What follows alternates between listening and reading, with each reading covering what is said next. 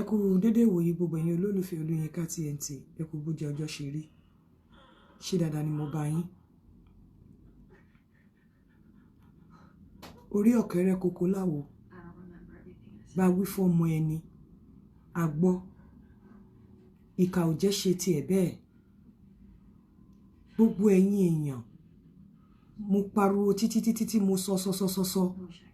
Mo ní kẹ́ jẹ́ ká wá peace. Ẹ má sọ̀rọ̀ àlùfàǹṣá. Ẹ̀kọ́. Ọ̀pọ̀lọpọ̀ yín ẹ̀kọ́ ẹ gbọ́. Mo take it upon myself. Mo bẹ̀rẹ̀ sí ní pe alára. Mo ń pe ajérò. Mo ń pe ọ̀rọ̀gún ilé ìlá. Mo ń pe gbogbo èèyàn. Pẹ̀lú credit mi, mo ń bẹ àwọn èèyàn. Nínú àwọn èèyàn tí mo bẹ̀, inú wọn ni Awíkókó wà. Kò sí ẹni tó lè ever rò pé Awíkókó tí ẹ lè gbọ́ ọ̀rọ̀ sí mi lẹ́nu láíláí. Mi ò rò Ọlọ́run á dẹ̀ bá mi pọ́n wọn lé. Máa yẹn bury pride ẹ̀. Ó bury everything. Ọkùnrin lòun náà. Ó jáde. Kò easy láti jáde láti ṣe sorry. Kò easy. Pẹ̀lú torí baálé ilé ni, ọkùnrin ni. Ó ṣe. Mo pe àwọn kan náà, yìí tó send message sí mi, ó send message sí mi. Ó ní ifá àwọn ò sọ pé kinní kan, mo bá wọn bò ó. Mo fẹ́ wo nǹkan tó máa ṣẹlẹ̀ lénìí kí n tó play message yẹn. Mo lọ gàràrà. Mo pe bàbá Yẹmí ẹlẹ́bù ìbọn. Bàbá oníbàbá, mo di nuisance orí fóònù fún wọn. Bàbá yẹn pẹ̀lú irun funfun lórí. Ó jáde, ó pàwọ̀rọ̀ wà fún ẹ̀yin people yìí. Mo sọ fún yín pé nígbà míì, téèyàn ò bá tiẹ̀ kàwé tí ò kọ́gbọ́n. Téèyàn ò bá kàwé yẹ kó kọ́gbọ́n. Téèyàn ò bá kàwé ńgbà míì, kò yẹ kéèyàn fi ara ẹ̀wọ̀n síta pé òun ò kàwé. Wọ́n sọ fún yín pé kangaroo court, ẹ̀yin náà dẹ̀ gbà bẹ́ẹ̀. Ẹ wá fi pé CP yẹn ní ládà tó ti climb, níbi tó ti climb ládà dé láyé ẹ̀. A wá jẹ́ kí irú nǹkan báyìí kó ba kàríà ẹ̀ jẹ́. A lọ ṣe wishy-washy warrant. Àwọn ọlọ́pàá tó lọ mú, wọ́n jẹ́ ká yé àwọn bàjẹ́, wọ́n lọ ṣe fake warrant. Wọ́n sọ nǹkan fún yín, wọ́n gbé wá fún yín lẹ́ni tí ò sí nínú ìnira, tí òun ṣe òun ló wà nínú ìnira, ó gbé nǹkan wá fún yín.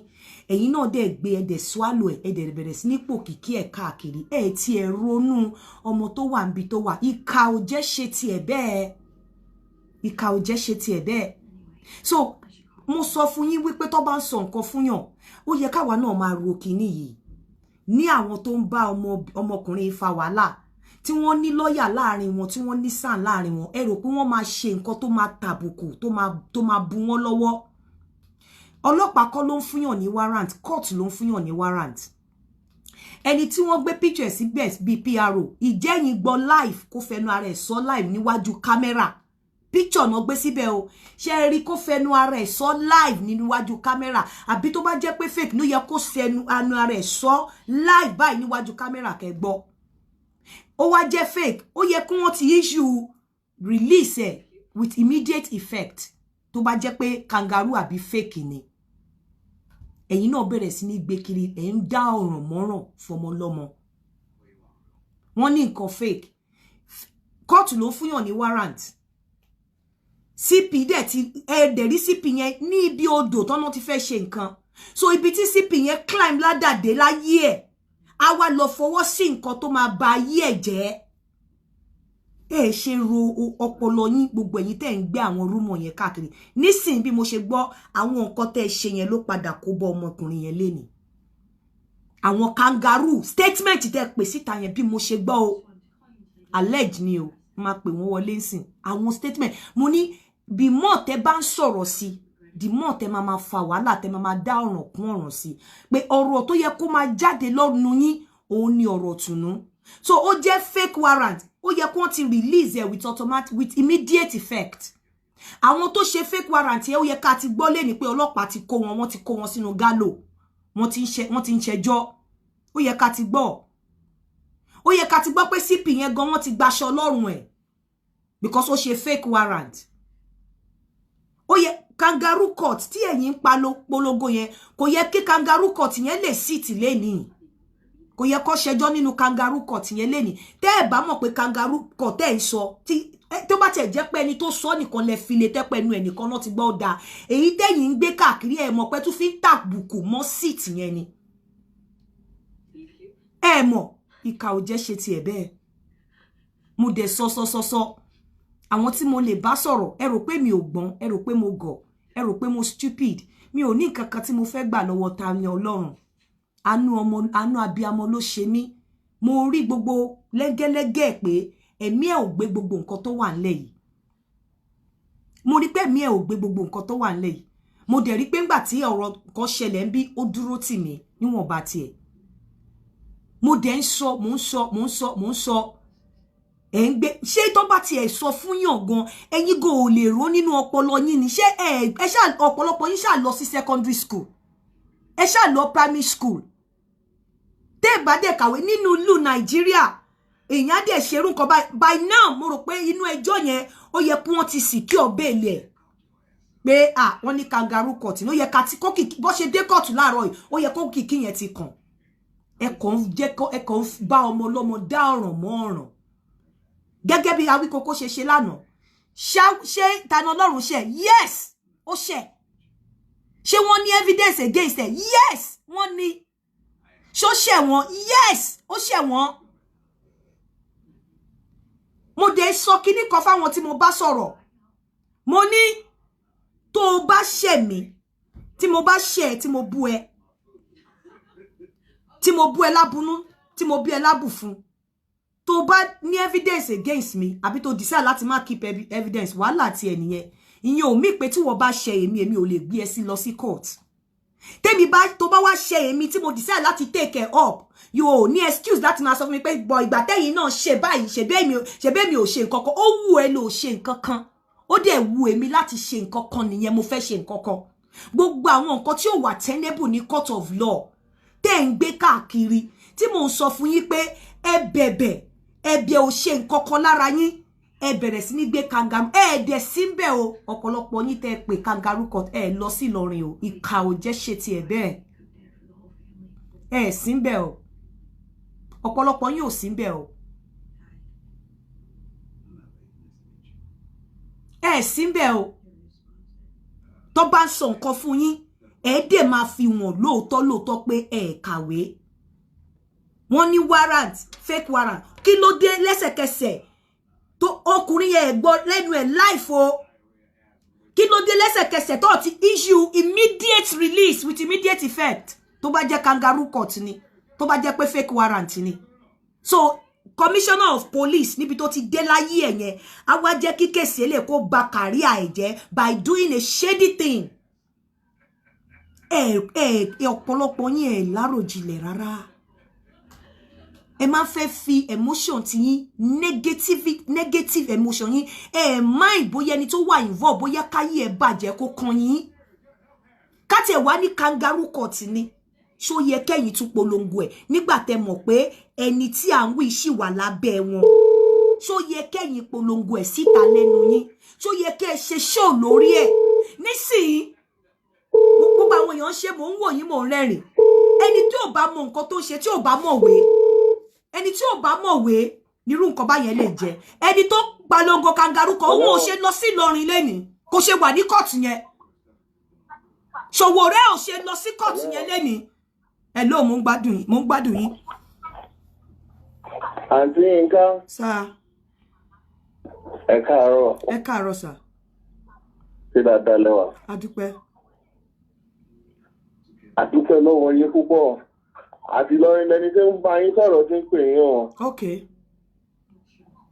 Ṣé rí ọ̀rọ̀ ńlá lọ̀rọ̀ tẹ́ ń sọ. Torí pé kí ni àwọn tí wọ́n ń ti ọkùnrin yìí lẹ́yìn àwọn ò ṣe jáde lónìí káwọn wá láwọn náà fẹ́ hẹ́pù ẹ̀.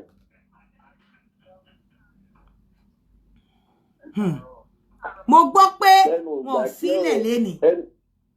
Ó yẹ kọ́ ti release ẹ̀ ṣe bí fake warrant lẹ pé mo gbọ́ pé wọ́n filẹ̀. Mo dẹ̀ gbọ́ pé wọ́n gba bẹ́ẹ̀lì ẹ̀ yí pé wọ́n tiẹ̀ ti yí pé kangaroo court yẹn gangan náà wá mẹ́nu lélẹ̀ ni mo gbọ́ bẹ́ẹ̀. Ẹ̀yin ọ̀bàyéjẹ́ ìkà. Àwọn kan àwọn sẹ́rí ọ̀rọ̀ wọn bá ti rí. Ẹ̀yin ọ̀bàyéjẹ́ ìkà.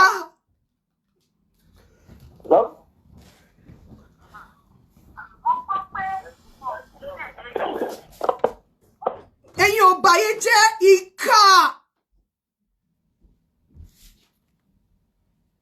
olórí burúkú jẹ́gọ́ṣì òṣì lọ́ba olórí burúkú bẹ́ẹ̀ ṣe máa kọ́mẹ̀ntì wèrè káàkiri nìyẹn ẹ ṣe lọ síbẹ̀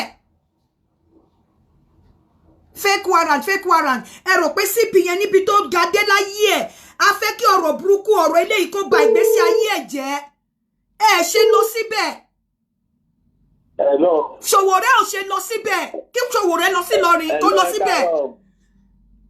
Hello, ẹ káàárọ̀. Ẹ káàárọ̀ sà. Hello, ẹ káàárọ̀. Ẹ káàárọ̀. Ẹ kojúmọ́ àti Yínká. Ó kọ tèmi ní Alhaji Abdulrahim ọmọ Ìlọrin. Ọlọ́run ní padà lẹ́yìn gbogbo ń tẹ́bí ẹ jèrè wọ̀nyí ló jèrè ara yín. Wọ́n á kún yín lọ́wọ́ àti sọ́pọ́ọ̀tì yín lérò tẹ̀sán tó dáwà náà wà àlàáfíà. Àmọ́ mo fẹ́ dé kẹ́ ẹ bá àwọn ṣẹ̀ṣẹ̀ yìí sọ̀rọ̀ ọ̀nà àbáyọ wà. Mo ń gbọ́ yín sà.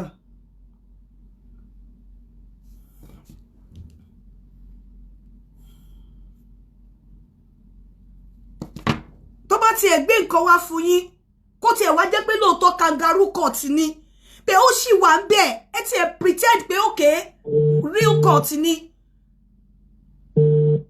kó tiẹ̀ fi kúrò bẹ́ẹ̀ orí yín ti dàrú I'm romancing them kọ́ lè nífẹ̀ẹ́ mi nítorí ọmọ Ọlọ́rin lèmi olóṣì ara yín ẹ fẹ́ kí n yọwọ́ ní kẹ́ lè bá yí ọmọ yẹn jẹ́ ẹ jọ̀ọ́ kí ni update.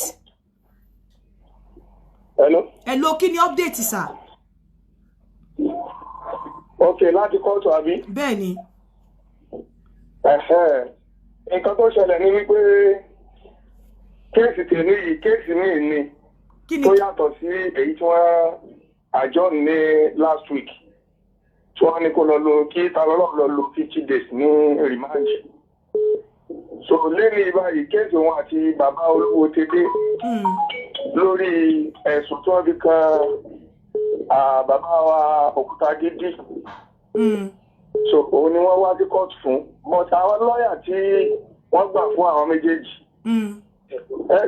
tó wọ́n gbà fún olówó tèdè àti TaniỌlọrun wọ́n sọ ọ̀rọ̀ kan tó lágbára ẹnìkan ti sọ̀rọ̀ ẹ tẹ́lẹ̀ sí mi ní dárúkọ rẹ̀ lára àwọn táwọn ń gbọ́ òkìkí wọn wípé wọ́n ń bọ̀ wá lọ́rin sọ pé wọ́n ní lọ́ọ̀yà kan ń bọ̀ wá àtẹnìkan tó jẹ́ ajàfẹ́tọ̀ọ́ ọmọnìyàn tí mi nílé wà ní àti máa dárúkọ ló tó fi social media cyber crime. So ẹni yẹn ó ti sọ̀rọ̀ kan tó pe kóòtù lọ́rin ní kangaroo court. Ó ní magistrate court lọ́rin pé kangaroo court ni. So ilé ẹjọ́ gẹ́gẹ́ ti gbọ́ yẹn sọ́wọ́ tẹ́lẹ̀ tó jẹ́ pé ìyẹn gan offense kan ni fún ẹni tí ó ń bìjà TaniỌlọrun tó sọ lọ́rọ̀ yẹn. Ìyẹn wà lẹ̀ lọ́tọ̀. Àwọn lọ́ọ̀yà tí wọ́n wá fún TaniỌlọrun àti bàbá olówó tèdè àwọn náà sáǹdì lórí ọ̀rọ̀ yẹn wípé kóòtù yẹn wípé ọ̀nà tí wọ́n gbà fi mú wọn wípé kò bá òfin mu. Adájọ́ béèrè lọ́wọ́ àwọn lọ́ọ̀yà tí àwọn àfáà wípé ṣé ọ̀nà tí wọ́n gbà mú àwọn ẹni yẹn ṣé kò bófin mu ni gẹ́gẹ́ bí wọ́n ti fi sáàbù àwọn lọ́yà tó jẹ́ tàwọn àwọn ti sáàbù wọn ní lẹ́tà ẹ̀ àárọ̀ yìí ní lẹ́tà àdọ́wọ̀ wọn ní kàdàgbò 10 ọ̀rẹ́dì kóòtù ti táìmù tí wọ́n gbé ẹjọ́ dìde ó ti tó. So àwọn lọ́yà àti àwọn afá ẹ̀ wọ́n ní ìfàní àti rìpláì àwọn kóòtù àwọn lọ́yà àti TaniỌlọrun àti ti bàbá olówó tèdè lérí ẹ̀sùn tí wọ́n fi kàn wọ́n pé lẹ́tà pé kangaroo kóòtù ni wọ́n ti gbé wọn. So àwọn lọ́yà yóò tí ní ìfàní àti rìpláì wọn wọ́n rò bẹ́ẹ̀ fún adájọ́ wípé àwọn tí ní ìfàní láti rìpláì àwọn lọ́yà wọn.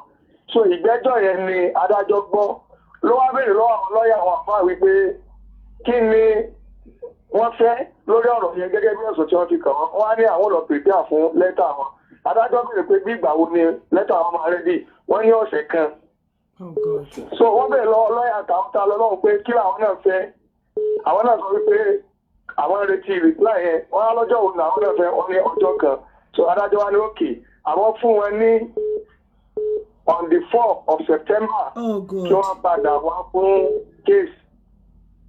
So ní tó mú ẹjọ́ yẹn lé nísìn òun ní ọ̀rọ̀ kangaroo court yẹn kí ni yẹn mo ṣe ń wò defamation mi tún nù fún government body so kí ni yẹn ní sí pé wò bí ẹjọ́ yẹn máa gun o. But òun kọ́ ló sọ̀rọ̀ náà òun kọ́ ló sọ̀rọ̀ àwọn tó sọ̀rọ̀ anybody ló lè sọ̀rọ̀ lórí social media. ẹ̀rọ tó ṣe mọ̀ wípé àǹtí ká ṣe mọ̀ wípé ọ̀rọ̀ yẹn òun ni wọ́n wá gbẹnu sọ fún àwọn náà tó fi ilẹ̀ ń kọ̀tù ṣe mọ̀ pé ó yàtọ̀ sí tí orí social media tí àjìjàngbara yẹn sọ ọ̀tọ̀nu wọ́n tún wá wí ní kóòtù gẹ́gẹ́ ọ̀nà fi ilẹ̀ so ọ̀rọ̀ kangaroo court ni kangaroo court kọ́ ó kọ́kọ́ mọ̀ fà yẹn lọ náà gẹ́gẹ́ bí òye mi ni o kì í ṣe pé ẹjọ́ ló láwọn mọ̀ fà lọ o gẹ́gẹ́ bí òye mi ìyẹn gan yóò kọ́kọ́ waste time náà so àwọn tó wà ní ẹ̀wọ̀n yẹn ọjọ́ tí wọ́n lò fún ẹ yóò mọ̀ gùn sí.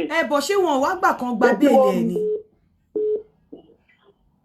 Wọ́n ti lè ríbi tẹ́ndà ọ̀rọ̀ béèlì báyìí. Ọ̀rọ̀ kangaroo court ni wọ́n yẹn dúlé ní báyìí. Wọ́n bá kóòtù lórúkọ jẹ́. So ètò lè yanjú ọ̀rọ̀ yìí ni kí àgbọ́yé ó wáyé láàrin TaniỌlọrun àti àwọn àfáà Ìlọrin. I'm telling you àti nǹkan bí a ṣe wà ní ojú níbi inú court premises yẹn àwọn oníṣẹ̀ṣe wọ́n ṣe fídíò mo ní fídíò ẹnìkan lọ́wọ́ náà báyìí ó jáde síta òun náà sì tún emphasize lórí ọ̀rọ̀ yẹn wípé ọ̀nà tí wọ́n gbà fún TaniỌlọrun kò bófin mu nǹkan tí wọ́n sọ nù inú dẹ̀ ń bí àwọn àfáà yẹn inú ń bí wọn sí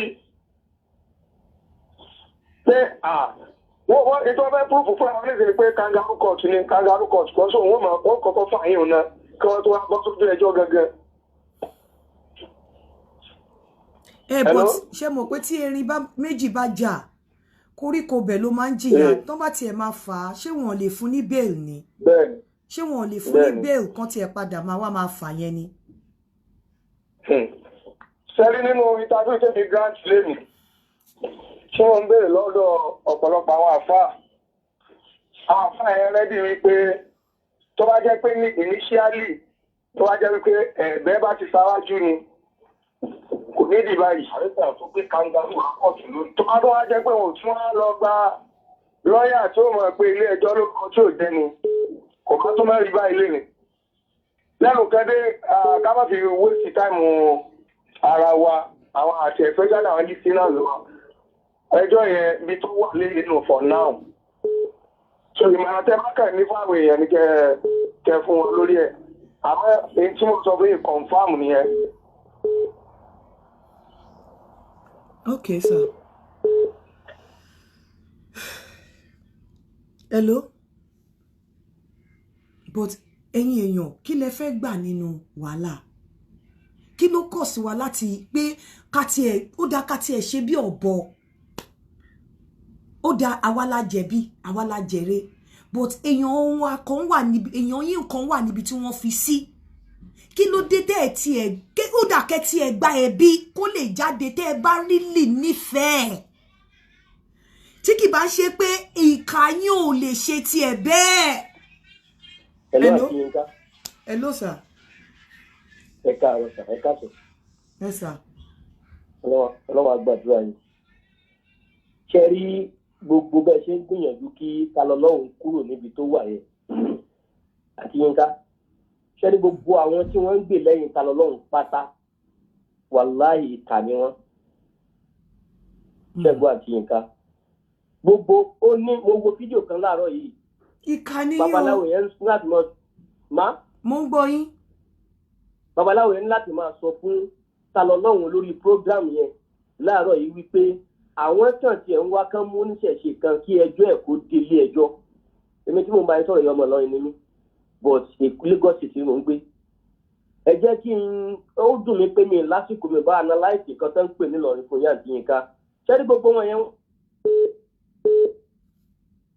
àwọn tẹ̀rí yẹn wọ́n ní yọjú ìka ni wọ́n o wọ́n fẹ́ kó bàtà TaniỌlọrun ni wọ́n yẹ kó bàtà àwọn tó ń bá ṣe yìí wọ́n mọ nǹkan tó ń pè lófin ṣé wàá ráwọn wọn mọ nǹkan tó ń pè lófin rárá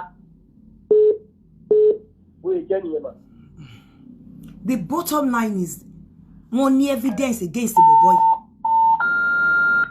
Wọ́n dẹ̀ ti pipe up evidence wọn ṣé wá tiẹ̀ jẹ́ ká polongo peace. Tẹ́ bá tiẹ̀ wá fẹ́ padà lọ sí court again fún evidence tẹ́yin náà ní kẹ́ ṣẹ̀ṣẹ̀ wá padà lọ sí court kẹ́ má fi ọmọ lọ́mọ cascos. Yínká. Hello sir. Hello. Sir. Àti Yínká. Sir. Ọlọ́run ní dọ̀rọ̀ yín láíláí. Àmín. Yóò wọlé Al-Qur'ani níwájú Ọlọ́run. Àti lọ́rin lèmi tí ń bá yín sọ̀rọ̀ yìí. Àwọn oníṣẹ̀ṣe wọn lọ́nà àbáyọ àmọ́ wọn ò tẹ̀lé wọn rò pé àwọn lè jẹ lọ wọn ò sì lè jẹrí lọ. Ọ̀nà àbáyọ kẹ́ ẹ bá wa pè wọ́n àwa náà fẹ́ àlàáfíà ní Islam. Afẹ́ àlàáfíà fi léde afẹ́ àlàáfíà fún ilẹ̀ Yorùbá ẹ pè wọ́n àwọn àgbààgbà wọn kí wọ́n lọ lè bẹ àwọn bàbá ìmáàmù àgbà lọrin tó bá ti bẹ̀ wọ́n àwọn yóò pè àwọn ọmọ wọn pé tó ẹja wọn bí kéèsì wọn ti jáwọ́ torí àwọn tí wọ́n máa ń gbà fún àwọn bàbá wọn làwọn mọ́. So gbogbo èyí tí wọ́n ń ṣe yẹn wò nídìí rẹ̀ so àti Nàìjíríà lè ti pè yàn láti lọrin. Hello.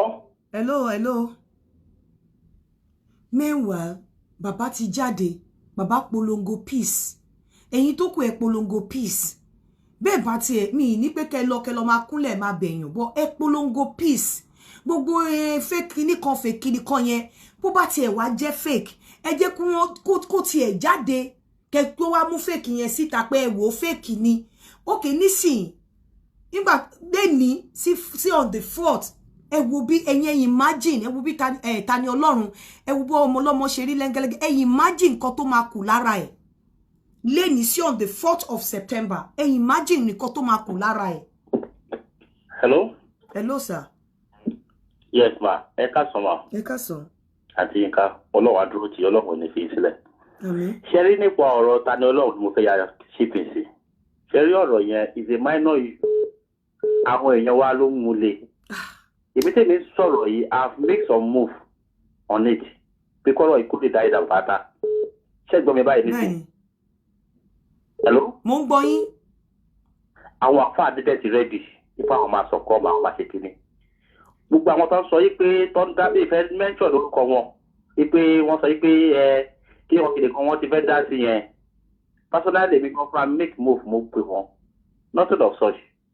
It's just a propaganda lásán ni. Now ẹ má dẹ̀ jẹ́ kẹ́dẹ̀ sọ anything ẹ jẹ́ kọ́rọ̀ ẹ̀ kó níyànjú. But still wọ́n gbóṣìṣì kan jáde rẹpẹtẹ lórí social media nípa àwọn àfahàn blackmail wọn iná again káwa ní wọn fi ṣírò ara wa ṣé orúkọ báyìí ṣé wọ́n ẹ̀pọ̀ ẹni ni àbí wọ́n fẹ́ bá tẹ́ni jẹ́ pààrọ̀ yìí torí pé ọ̀rọ̀ àrífẹ́ra wa ọmọ fúnra rẹ̀ gbọ́n ọlọ́wọ́ á dúró tì í mà. Hello mo ń gbọ́ yín. Ọlọ́wọ́ á dúró tì wá but ọmọ yẹn fúnra rẹ̀ ó ti sọ̀kọ́ọ̀mù kan tó wù ṣe ò ga yes àmọ́ àwọn fúnra ogun lọ́fẹ́ bá tọmọ yìí jẹ́ yes ọfẹ́ bá tọmọ yìí jẹ́ and then let me just keep in something èmi tí mo sọ̀rọ̀ ẹ fúnra mi gan-an amòfin ni mí there is nothing of kangaroo court kí èèyàn ní individual ní ẹ̀tọ́ láti ran ọlọ́pàá lọ́wọ́ láti lè gbé corporate jáde kẹ́ni nǹkan ó ṣe individual lè ran ọlọ́pàá lọ́wọ́. Now ṣé CP tó ọ̀dà sójà àtàwọn police force bí kọ́ lọ scott nípa bọ́ọ̀ yìí ṣé CP fúnra ẹ̀kọ́ kan tó ṣe does he know how it come to become a CP? Májísírèètì fúnra rẹ̀ náà ẹjọ́ ẹ bá máa encourage àwọn ìyẹ̀wò rẹpẹtẹ because tó bá dẹ̀bà sọ nísìnyí àwọn àpá àlọ́ máa sọ pé èèyàn burúkú ni wọ́n ìtàwọn fúnra wọn. Ẹ ṣáàjọ nítorí Ọlọ́run. Hello. Mi ò kọ́ ṣe pé bí a mo gbé ọ̀rọ̀ yìí sórí o. Hello sir. Hello ẹ káàárọ̀ mà o. Ẹ káàárọ̀. Yes ma Musba ọ̀daràn ló ń sọ̀rọ̀. So láti Ìlọrin bọ̀ Èkó lèmi wà. So aláǹfààní láti chat pẹ̀lú àwọn tó jẹ́ admin TaniỌlọrun láàárọ̀ yìí. Okay. Póòsì tó lọ póòsì sórí ibẹ̀ yẹn ó sọ pé wọ́n ti pa TaniỌlọrun ó sì wà lórí péjì ọ̀tí ní àwọn ò tí ì yọ kúrò bẹ́ẹ̀. Ó sọ pé wọ́n ti máa tweet ẹ̀ wọ́n dẹ̀ tọ́jú ẹ̀ wọ́n ti pa and the post is still there. Gbogbo àwọn pípù yìí they are not helping the situation at all. Ọlọ́run akọrin náà wọ́n dẹ̀rẹ̀ nígbà pẹ̀lú ọgbọ̀n náà. Ẹ̀yin bàbá mi nínú ìṣẹ̀ṣe ẹ jọ̀ọ́ nítorí Ọlọ́run gbogbo nǹkan tó bá ń bí yín nínú lásìkò yìí ẹ fọwọ́ wọnú ẹ jọ̀ọ́ ẹ jèbúrẹ́ ẹ bá àwọn èèyàn yín sọ̀rọ̀ ẹni kí wọ́n polongo ìfẹ́ àti peace nísìnyí tí kí TaniỌlọrun kó lè jáde níbi tó wà ẹ̀yin bàbá nínú ìṣẹ̀ṣe ẹ jọ̀ọ́ in tó tiẹ̀ ti lè jẹ́ kí àràbà gbogbo ìlú Òṣogbo kí wọ́n jáde kí wọ́n sọ̀rọ̀ ẹ̀yin náà ẹ ṣe same mo bẹ̀ yín torí Ọlọ́run ẹni kí wọ́n jáwọ́ kúrò nínú pé ọ̀rọ̀ tó lè máa because àwọn ara wọn wọ́n ń lọ sórí orí Facebook wọ́n ń rí gbogbo nǹkan tó ń ṣẹlẹ̀ gbogbo ẹ̀yin màmá tẹ́ ń bínú nínú ìṣẹ̀ṣe ẹ fọwọ́wọ́nú ẹ jèbùrẹ́ ẹ ro t'Olódùmarè ẹ jọ̀ọ́ ẹ ro t'Ọlọ́run ọba ẹ ti ẹ ro t'ọmọkùnrin yìí pé kò séèyàn kankan bí àfọlọ́run hello ẹ káàsán àti Yínká ẹ káàsán ẹ kú ètò mà Ọlọ́run á kúkú fún yín ṣe àti Yínká Ọlọ́run á fún yín ṣe ẹ̀yin nìkan ní TaniỌlọrun gbọ́kànlé báyìí ẹ wò ṣẹ̀ṣẹ̀ rí àwọn tó tẹ̀ wá ń bá gbogbo ẹ̀ jẹ́ òun làwọn tí wọ́n pera wọn ní Yorùbá nation yìí tẹ́kọ̀ wá bẹ̀rẹ̀ sí sọ oríṣiríṣi tó bẹ̀rẹ̀ sí sọ tẹ́lẹ̀ àsọtẹ̀ tó wá sọtẹ̀ ó ti dé kí ló dé kí làwọn fífi kí ló fẹ́ gbà ń bẹ̀ kí ló fẹ́ gbà nù rẹ̀ láàyè ẹ jẹ́ kí bọ̀bọ̀ yẹn jẹ́ kó jáde náà. Exactly tẹ́ bá tiẹ̀ ní nǹkan kan tó ń bí yín nú ó yẹ kẹ́ mọ̀ pé gbogbo ìbínú tẹ́ ń ṣò ní sí ṣó ẹ̀ lórí asán èèyàn yín wà lọ́dọ̀ wọn gbogbo ẹ̀yin tẹ́ ń ṣe ṣó ẹ jọ̀ọ́ nítorí ọlọ́mọ fọlọ́wọn ọba bẹ̀yìn ọmọ yóò ní dòkú mọ́ yín lọ́wọ́ ọmọ yín ò ní wẹ̀wọ̀n gbogbo ẹ̀yin ìṣẹ̀ṣe gbogbo ẹ̀yin Yorùbá nation mo bẹ̀ yín torí Ọlọ́run mi ń ṣákọ́ mi ń ṣègbéraga ẹ jọ̀ọ́ torí Ọlọ́run ni mo fi bẹ̀ yín ẹ ti ẹ ṣe àlàáfíà ẹ jẹ́ kó tiẹ̀ jáde lọ. ṣé wúwà yìí tó pè ní Yorùbá Wuyì ó ṣe program kan lánàá ẹ má wọrí èmi àti màmá yẹn àmì àti wọn ti sọ̀rọ̀ ẹ fi wọn lẹ̀ mo mọ̀ pé lágbára Ọlọ́run inú wọn ti rọ̀ ẹ jọ̀ọ́ àwọn tí mo ní nọ́mbà wọn mo ti pè ẹ ṣàánú ẹ torí Ọlọ́run ẹ jọ̀ọ́ gbogbo yín ẹ jọ̀ọ́ kò sẹ́ni tó sọ pé ẹ mọ̀rọ̀ sọ kò sẹ́ni tó sọ wípé ẹ lè bínú kò sẹ́ni tó sọ wípé yìí náà ò ní nǹkan tó ń bí yín nú ṣùgbọ́n lásìkò yìí ẹ má fi cascos ẹ jọ̀ọ́ torí Ọlọ́run mo fọlọ́run ọba bẹ̀yìn lẹ́sẹ̀ máa sọ bí ìtàn Ìlọrin fún wọn kí ló kọ́ yín pẹ̀lú gbogbo yẹn ẹ jọ̀ọ́ nítorí Ọlọ́run mo fọlọ́run ọba bẹ̀yìn ẹ jọ̀ọ́ gbogbo yín ni mo bẹ̀ ẹ wò ìkúnlẹ̀ mi rèé gbogbo yín pátápátá nínú ìṣẹ̀ṣe gbogbo yín tẹ́ ń ṣe show gbogbo ẹ̀yin tẹ́ fàtẹ́yìn tó yẹ pé ẹ sí nínú ìṣẹ̀ṣe kódà mùsùlùmí ni yín ẹ ń pamọ́ sábẹ́ nǹkan tó ń ṣẹlẹ̀ yìí ẹ fi ń tàkú ọ̀rọ̀ sọ ó yẹ kẹ́ mọ̀ wípé ẹni tẹ́ ń dá sí lọ́rùn lẹ́ ń dá sí lọ́rùn ẹ jọ̀ọ́ nítorí Ọlọ́run mo bẹ̀ yín nítorí Ọlọ́run mo fi Ọlọ́run ọba bẹ̀ yín tó ń mí nínú yín àti tí ò mí nínú yín ìbàjẹ́ ò ní dé bá ẹ ní rí un gbé sọnù bí ò ṣe bí ọmọ ẹ jọ̀ọ́ ẹ polongo peace lásìkò yìí mo fọlọ́run ọba bẹ̀ okay wọ́n lọ court lénìí ṣé wọ́n tún ti filẹ̀ tó bá jẹ́ pé nǹkan tó yẹ pé kìí ṣe kò yẹ kán gba bail ó tún máa wà ńbẹ̀ mélòó lára TaniỌlọrun ẹ jọ̀ọ́ ẹ jọ̀ọ́ ẹ jọ̀ọ́ nítorí Ọlọ́run mo bẹ̀ yín ni mo bẹ̀ yín ni mo bẹ̀ yín mo fọlọ́run ọba bẹ̀ yín mo fi ọba tẹ́ máa jíyàn ayé yín fún ní ọjọ́ kẹyìn mo fi bẹ̀ yín tẹ́ bá rí mi tí mo bá jáde báyìí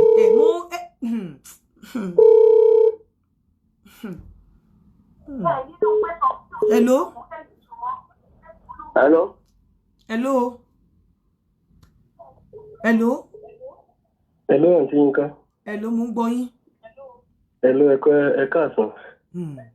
Ẹ káàsán. Mo ń gbọ́ yín sà. Ẹ káàsán sà, ẹ káàsán mà. Ẹ kú ọ̀rọ̀ ọmọ mà. Ẹ kú ọ̀rọ̀ ọmọ. Ọlọ́run jẹ́ ajẹ́rìí ọmọ. Àmín. Ṣé rí pé mo sọ̀rọ̀ kan fún yín níjọ́ wo ni ṣé kí wọ́n ti ẹni tó ń sọ̀rọ̀ mà. Mo ń gbọ́ yín. Mi ì rántí ẹ sọ̀rọ̀ yín. Ṣé rí ohun tí ẹ tó máa tún ṣe mà inú mi dùn pé máa nǹkan ti sọ ń sìn. Mi kò sẹ́ni tí mo lè force pé kó ẹ má ṣe rí tẹ bá ń sọ fún wọn pé a máa bẹ̀ wọ́n náà ni because àwọn náà ní nǹkan tó ń bí wọn nínú. Tàbá wá ń sọ fún wọn pé kọ́ láti lọ ó máa dàbẹ́ ni pé yàn kó há sùn pé lọ́kọ́ lọ bẹ̀bẹ̀ a máa bẹ̀ wọ́n pẹ̀tù sí wọn nínú ni ẹ má sọ fún mi pé kí sọ fún wọn pé kọ́ lọ bẹ àwọn àgbààgbà kan àbí kọ́ lọ bẹ ẹ má ṣe yẹn a máa bẹ̀ wọ́n ni àwọn náà nílé ní nǹkan tó ń bí wọn nínú kọ́ jọ for the sake of the guy kí wọ́n jèbù rẹ̀ káwọn náà má bínú for the sake of that guy whatever tó bá bí wọn nínú sìn kí wọ́n tẹ̀ mọ́nú àtẹ̀mọ́ra làgbà ń tẹ̀ nǹkan inú tó bá ti gba odidi ọmọ ó yẹ kó gba odidi ọ̀rọ̀ kí ẹ̀yin náà whatever tó bá ń bí nínú ẹ tẹ̀ mọ́nú lásìkò yìí gbogbo ẹ̀yin tẹ́dẹ̀ jẹ́ mùsùlùmí náà tẹ́ ń pamọ́ sí abẹ́ bóyá tẹ́ ti ní nǹkan kan àbí méjì sáwọn bàbá yìí nínú Islam tẹ́ ń pamọ́ sí abẹ́ yẹn fi for lo opportunity yìí ẹ jọ̀ọ́ ẹ dájà yín jà ẹ má fi wé ta lọ lọ́run lọ́rùn ẹ má fi wé ta lọ lọ́run lọ́rùn ẹ dájà yín jà àti pé lásìkò yìí gan àsìkò yìí kọ́ ló yẹ kẹ́yìn náà sọ pé ẹ fẹ́ fi jà dájà hello àǹtí yín ká ẹ káàárọ̀ kò ṣe Ọlọ́run ọba wa aṣọ yín lẹ́san àmín ẹ rí ọ̀rọ̀ ta lọ Ọlọ́run ràn yín lọ́wọ́ níbi tẹ́fẹ́ kọ́rọ̀ yín ó gbé Ọlọ́run ọba wa gbé bẹ́ẹ̀ àmín tẹ́ ń gbọ́ àmín tẹ́lá ọ̀rọ̀ ta lọ fóun náà tó bá ti jáde ó máa kọ́gbọ́n àwọn tó ti débẹ̀ kò sẹ́nì kankan tó rí mọ́ o gbogbo àwọn tó ti ta lọ́lọ́run débẹ̀ wọn kò rẹ́nì kankan mọ́ o. ẹ ṣáàjọ nítorí Ọlọ́run gbogbo ẹ̀yin oníṣẹ̀ṣe ẹ jọ̀ọ́ torí Ọlọ́run mo fọlọ́run ọba bẹ̀yín ẹ jẹ́ ká polongo peace lásìkò yìí ẹ jọ̀ọ́ torí Ọlọ́run mo bá gbé kinní kan hello ó ṣeéṣe kọ́ délé ní kọ́ tún gbé nǹkan kan jáde wípé lion court ni àbí tiger court àbí mosquito court ẹ má bá wọn carry rumor yẹn ẹ má bá wọn tẹpẹpẹ ètò lórí ẹ̀ ẹ mọ̀ pé tí erin méjì bá jà koríko bẹ̀ ló máa jẹ̀yà ẹ má jẹ́ bá wọn tẹ́ kókó bẹ̀ lórí èmi inú lémi ni mo sùn mọ́jú kódà mo ti jí láàárọ̀ ìwò mo ti mu drink ṣé ti rí mo ti malt ló wà níwájú mi juice ni mo ń gbé káàkiri mo ti momi mo nǹkan tó bá wù mí ni mo ti rìn káàkiri mi lọ bí iṣẹ́ lẹ́ni inú lémi ni mo sùn mọ́jú 2 AM ni mo sùn mo dẹ̀ jí ní time tó wù mí láti jí mo wá fi Ọlọ́run ọba bẹ̀yín gbogbo ẹ̀yin oníṣẹ̀ṣe mi ẹ̀yin bàbá ẹ jọ̀ọ́ ẹ wò ìkúnlẹ̀ mi rèé fún yín ẹ bá wa bá àwọn ọmọ yín sọ ẹ jẹ́ kí wọ́n preach peace gbogbo ẹ̀yin tẹ́ wà nínú mùsùlùmí náà ẹ preach peace ẹ jọ̀ọ́ torí Ọlọ́run torí bọ̀bọ̀ yìí ẹ jọ̀ọ́ hello ma hello sir ẹ káàsán ma yes sir ẹ kú àtúnṣe yes sir Ọlọ́run á bá àtúntì yín náà ṣe àmín àti north láti lu Kánò mo ti ń sọ̀rọ̀ okay nǹkan ibi tí ọ̀rọ̀ yìí dé báyìí nìsín ẹ jẹ́ kí gbogbo wa ká máa bẹ lọ́hùn Ọlọ́run ò ní já ríṣù bẹ́ẹ̀ ṣe ń bẹ ọ̀tún tẹ́ ń bẹ òsì náà Ọlọ́run á bá fún yín ṣe àmín ẹ kú ètò náà.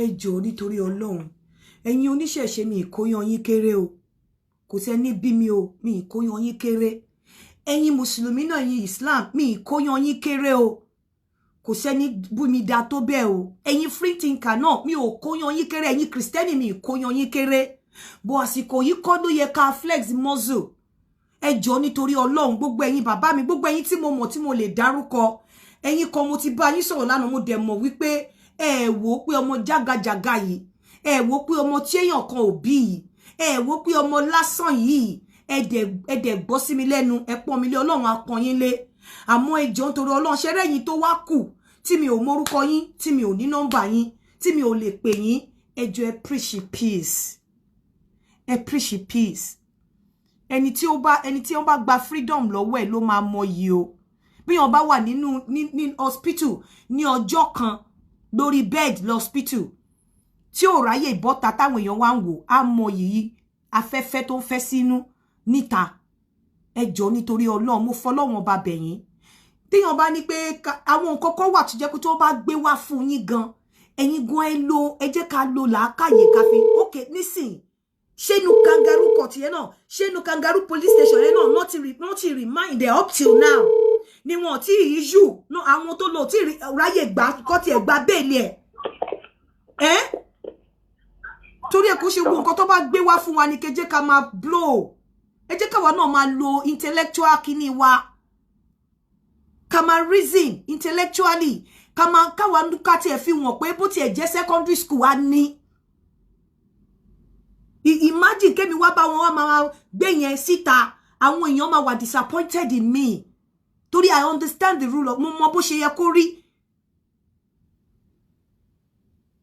Ṣé àwọn tẹ́yin rí yẹn ẹ ti ẹ̀ mú látorí àwọn tó máa wá sí program academic yẹn ẹ rí wọn bí ẹni tó máa ṣe nǹkan.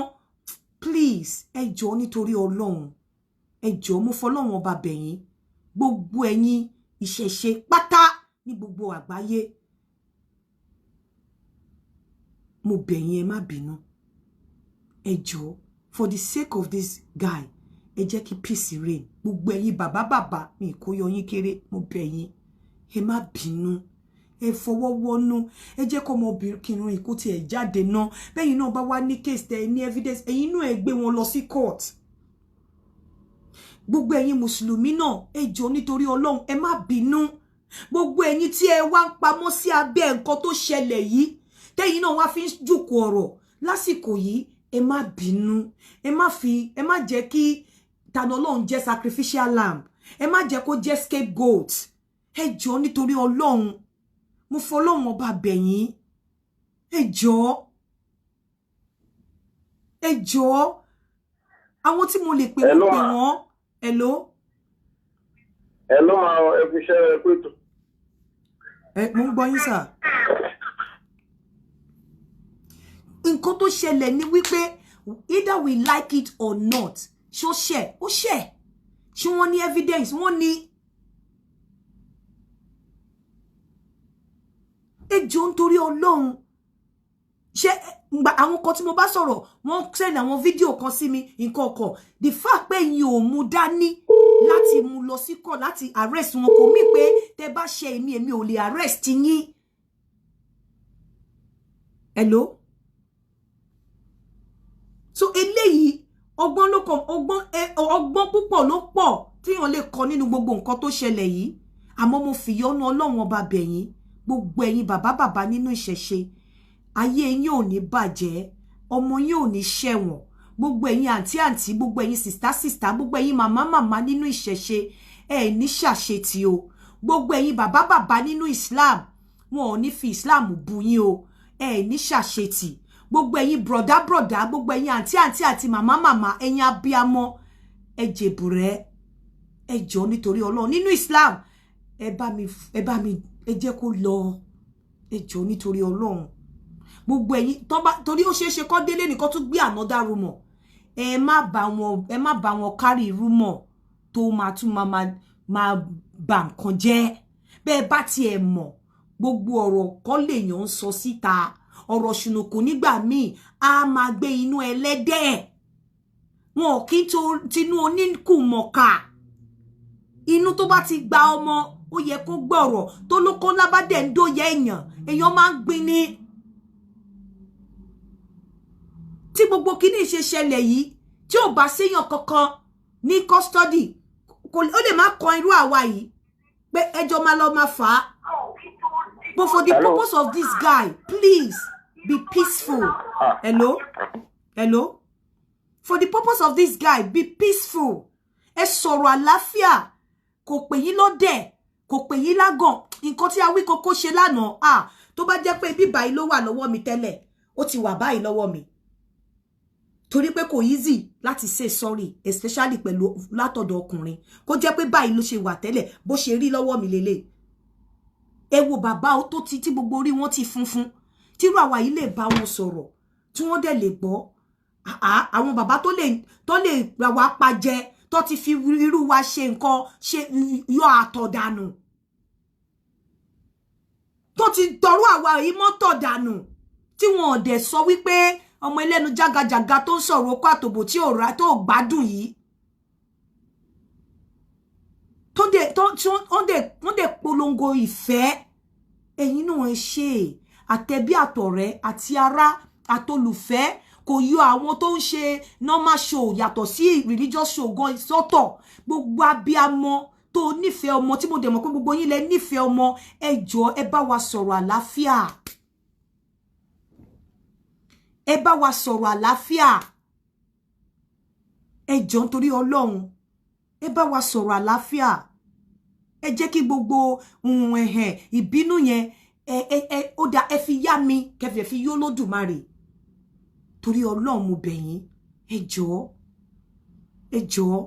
jọ̀ọ́ torí Ọlọ́run èmi ò ní nǹkan kan tí mo fẹ́ gbà ń bẹ̀ o àdàbí tí n bá ní nǹkan tí mo fẹ́ gbà ń bẹ̀ tí kò bá ṣe pé bí àánú abiyamọ ló ṣe mí tí n bá ní nǹkan tí mo fẹ́ gbà ń bẹ̀ ó kù mí ó kù Ọlọ́run tí n bá take side tí n bá mọ anybody rí nínú gbogbo wọn yàtọ̀ sí bí kíní ṣe ṣẹlẹ̀ yìí tí mo dẹ̀ ń wá nọ́mbà everybody káàkiri yàtọ̀ sí ó yá bàbá mo ti mọ bàbá tẹ́lẹ̀ mo ti máa wí koko tẹ́lẹ̀ bọ̀ kò ń ṣe pé bóyá relationship kan dandan wà láàrin wa Yorùbá wuyì mo mọ̀ wọ́n lórí cyberspace ṣùgbọ́n Ọlọ́run ò jẹ́ kí n para mi jẹ́ lọ́wọ́ anybody tó bá jẹ́ pé mo ní nǹkan mi tí mo fẹ́ gbà ń bẹ̀ kí Elédùà kó fúnra rẹ̀ ṣe ìdájọ́ mi ní bó bá ṣe jẹ́ fún mi tí kì bá ṣe pé bíyá ìtara ọmọ ẹ jọ̀ọ́ torí Ọlọ́run ò ní jẹ́ ká ríṣù ìbẹ̀rẹ̀ lámọ̀ àmọ̀pin ẹ̀ o ẹ má gbàgbé pé gbogbo wa ńgbà míì àwọn nǹkan bẹ́ẹ̀ yẹn máa ń trigger nǹkan tí ò yẹ kó trigger bóyá àìsàn tó ti wà lára tẹ́lẹ̀ á kọ̀ wà triggered téèyàn bá ti ní too much stress. Hello? Yeah? Àdìgá. Sá? Ẹ kú àtúnṣe ìbọn láì lẹ́wà ni. Bẹ́ẹ̀ni. Ẹ kú ètò Ọlọ́run wa bá wa ṣe o, ẹ kú àtúnṣe o. Àmín, ẹ ṣé.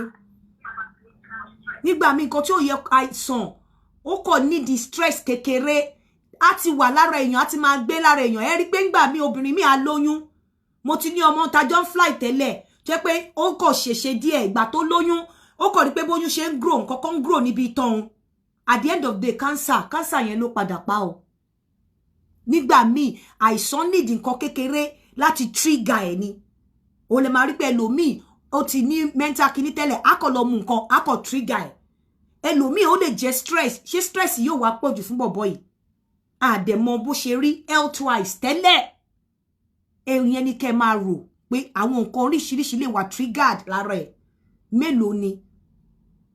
mélòó ni wọ́n bá tiẹ̀ pè yín lọ́dẹ̀ tó pè yín lábunú tó pè yín lólòṣì abù fún èèyàn yín wà lábẹ́ wọn ó wá lè wá jáde lénìí kẹ́yìn náà wá tẹ̀kẹ́ kóòtù lọ́la bó ẹ jẹ́ kó tiẹ̀ sì jáde náà tẹ bá rò pọ̀rọ̀ ọlọ́gbọ́n ni mo sọ ẹ lọ ṣàtúnṣe tẹ bá dẹ̀ rò pọ̀rọ̀ àmùgọ̀ ni mo sọ wẹ́ ó kù yín ó kù mí ó dẹ̀ kù Ọlọ́run bọ́ ẹ̀yin bàbá nínú Islam ẹ má bínú ẹ̀yin bàbá nínú ìṣẹ̀ṣe torí ẹ̀yin kọ́ lẹ ṣe àwọn àfà ta lọ́lọ́run ló ṣe wọ́n so mo ń láti tọrọ àforíjì lọ́wọ́ ẹ̀yin náà but ẹ jọ̀ọ́ ẹ̀yin bàbá yìí ẹ má bínú ẹ bá wa ṣàtúnṣe ire o ẹ káàsán ṣe rí pé kò yá mi lára gan láti ṣe normal show tèmi kò yá mi lára on a good day mo gbé topic síta tó yẹ kí n ṣe bọ̀ èmi mi ò kò yá mi lára mi ò rí ṣe ẹ jọ̀ọ́ torí Ọlọ́run